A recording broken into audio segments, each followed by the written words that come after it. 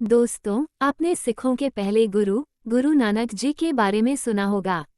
एक दिन गुरु नानक जी ने अपने शिष्य को बुलाया और उसे एक चबूतरा बनाने के लिए कहा। शिष्य ने अपने गुरु की आज्ञा का पालन करते हुए एक चबूतरा बनाया।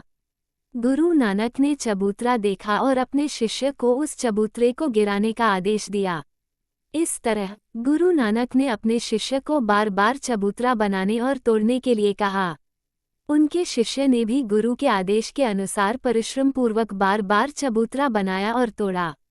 जब गुरु नानक के पुत्र ने ये देखा तो वह बहुत क्रोधित हुआ।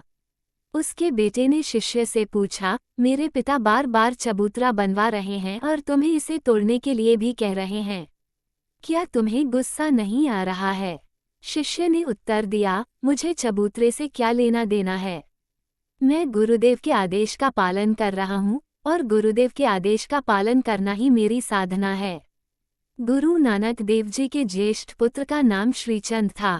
एक दिन गुरु नानक देव जी ने उसे बुलाया और कहा, बेटा श्रीचंद, आज मैं सेवा में व्यस्त होने के कारण गौशाला साफ नहीं कर पाया। बस इतनी सी सेवा कर दे। श्रीचंद ने कुछ देर पहले ही स्नान किया था और साफ कपड़े पहने हुए थे।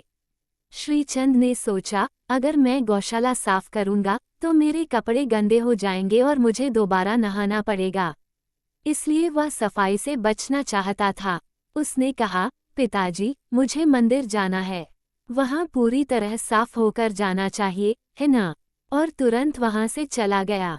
तब गुरु ने अपने शिष्य लहना को बुलाया और उसे गौशाला साफ करने के लिए कहा। उनके शिष्य ने भी कुछ देर पहले स्नान किया था, लेकिन गुरु की आज्ञा का पालन करने के लिए वह तुरंत गौशाला साफ करने चला गया। गौशाला साफ करने के बाद उसने फिर से स्नान किया और मंदिर गया।